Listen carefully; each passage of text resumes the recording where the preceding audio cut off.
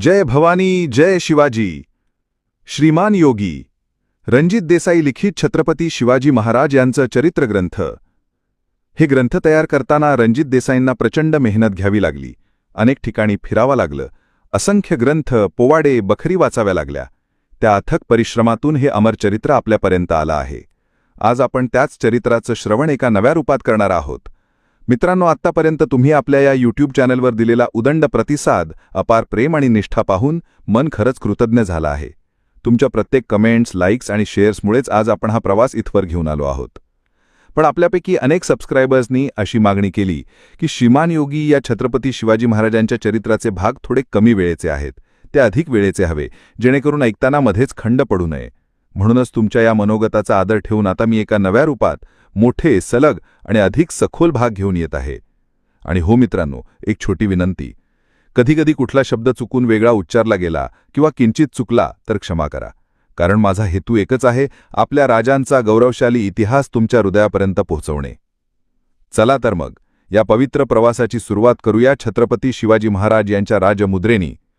प्रतिपच्चंद्रलेखेव वर्धिष्णुर्विश्ववंदिता शाहसुनोः शिवस्यैषा मुद्रा भद्राय राजते. अर्थ: प्रतिपदेच्या चंद्रकोरीप्रमाणे सतत वाढत राहणारी शहाजीपुत्र शिवाजीची ही मुद्रा विश्वात वंदनीय आहे. संपूर्ण विश्वाच्या जनकल्याणासाठी ती मंगलप्रद ठरेल.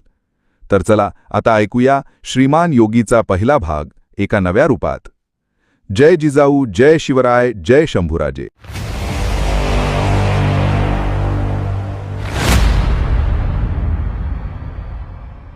शिवनेरी पायथ्याचे जुन्नर गाव पश्चिमेकडे झुकलेल्या सूर्याच्या तिरप्या किरणांत उठून दिसत होते.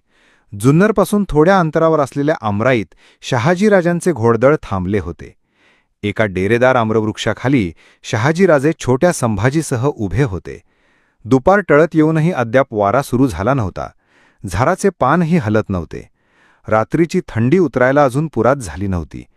आतूर दिसणाऱ्या रस्त्याकडे उभयतांचे सारखे लक्ष जात होते. कोणी दृष्टीपथात येत नाही. वाढत्या क्षणाबरोबर शहाजीराजे अधिकाधिक अस्वस्थ होत होते. आबासाहेब, मासाहेब आल्या, शंभूराजे म्हणाले. कुठं? मान वरकडीत शहाजीराजे विचारते झाले. शंभूबाळांनी बोट केलेल्या दिशेकडे शहाजीराजांनी पाहिले. तिरप्या सूर्यकिरणात धुळीचे लोट उडवीत येणारे अश्वपथक दिसत होते. हळूहळू टापांचा आवाज स्पष्टपणे ऐकू येऊ लागला.